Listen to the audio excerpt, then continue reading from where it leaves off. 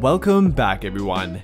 If you take a look at the Lakers roster, there are two things that really stand out, with number one being Russell Westbrook remaining on their team, and number two being their lack of three-point shooting. And while I'm not saying those are the only things that stand out, they are definitely two of the biggest ones, and many fans are wondering why they continue to go unaddressed. In regard to Westbrook, that is a complicated issue to say the least. It goes far beyond one reason alone, and it's something they've been working on for quite a while now. Unfortunately though, they've not been able to find a trade for him that they deem worthwhile making, and for better or worse, their new point guard depth has likely made them comfortable beginning the year with them. They have LeBron, Patrick Beverley, Austin Reeves, and often forgotten player Kendrick Nunn, who is coming off a long-term and rather mysterious knee injury. Other than LeBron though, you can argue that he's the most talented player between them, and definitely in regard to their offensive ability. He might be a bit of a wild card in regard to his health, along with how he will look after missing an entire year, but I do believe they're optimistic about Kendrick Nunn. Not only with him though, but likely with Swider too, who is another guy who is not a part of their rotation last season, and in today's video, we are going to talk about why these two will become a lot more important if Westbrook remains a Laker. Before we do that though, I would genuinely appreciate it if you could take a brief moment to drop a like, subscribe to the channel if you have not already, and hit that notification bell to get updated right away when I drop a new video. Without further ado though, let's begin by talking about Kendrick Nunn, and like I referred to before, he is a bit of a wild card for them. I mean, no one can say for sure what he will look like right away, nor when his official return will be either.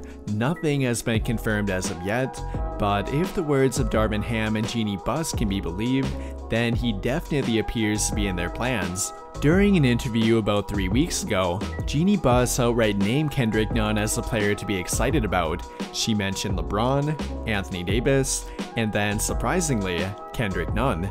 The main headline from that was her notable omission of Russell Westbrook, and the fact that Kendrick Nunn came to her mind before him is very noteworthy. And that was then followed up by Darvin Ham being complimentary of Kendrick Nunn as well. Following the introduction of Patrick Beverley to their team, Darvin Ham conducted an interview. And apart from talking about Patrick Beverley and Russell Westbrook, which were the main players he was questioned about, he made it a point to bring up Kendrick Nunn. And much like Jeanie Buss, he did it without even being asked about him either. He sounded very optimistic about Kendrick Nunn, and he quite obviously wants to make him a part of their rotation. I know there's a lot of negativity surrounding him, but we need to realize how important he could be to their team, and especially if the Westbrook experiment fails once again. I mentioned their lack of three-point shooting before, and Kendrick Nunn is one of the few players they have who can help with that. As we know, both LeBron and Westbrook are ball-dominant players who need three-point shooting around them, and especially if they are sharing the court together. In fact, there are those that believe that Kendrick Nunn could crack their starting lineup from that alone, and with him already having spent time as an off-ball combo guard in Miami, it might not be a bad idea. Now, they would be losing defense by doing that, but then again, they don't have a perfect solution here either. Patrick Beverley is even smaller than Kendrick Nunn, and then Austin Reeves cannot be relied on to space the floor. I do think they'll end up going with Reeves anyways, which will be fine if he ends up improving as a three-point shooter, but if he doesn't, that could lead to Kendrick Nunn getting more minutes. And whether or not he is put in their starting lineup won't really matter. Both LeBron and Westbrook prefer a floor-spacing guard on the court with them, and Kendrick Nunn fits that criterion. Not only can he provide three-point shooting though, but he can provide much more scoring ability than anyone not named LeBron, Anthony Davis, or Russell Westbrook too. Because other than them, he is the only one who's averaged 15 points per game or more on their entire team, and that is noteworthy considering it came while playing for a very good team as well. All of that makes him valuable with or without Westbrook on their team, and it might be the without part that really makes them feel good about Kendrick Nunn. They will definitely try to make Westbrook more effective, but if he once again ends up struggling, then they might slowly phase him out of their rotation and even bench him during end of game situations.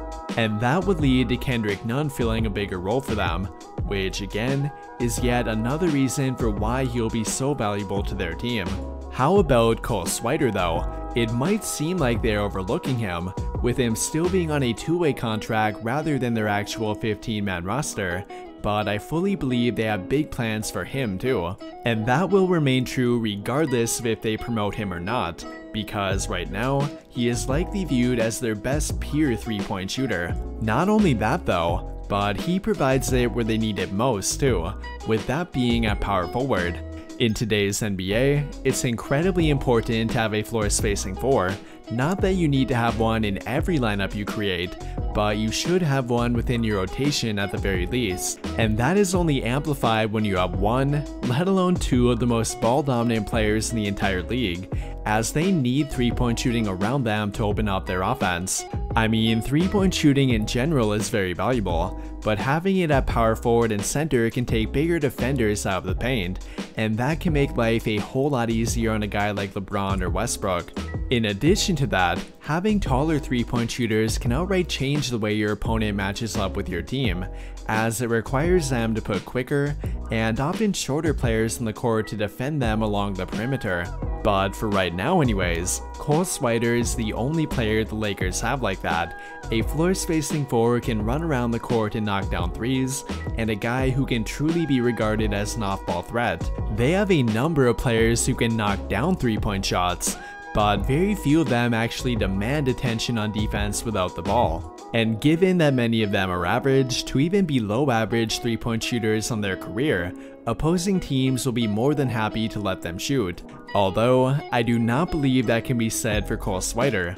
Barring him hitting a massive rookie wall, he will demand attention the moment he steps on the court. He may not have a big reputation yet, but I guarantee he will be in the scouting report, and other than Kendrick Nunn, he is probably their only role player who will be mentioned when referring to 3-point shooting. Now, I do worry about him a little on defense, but then again, it's much easier to hide a player at power forward than it is at point guard, and I'm not sure he'll have to be outright hidden either.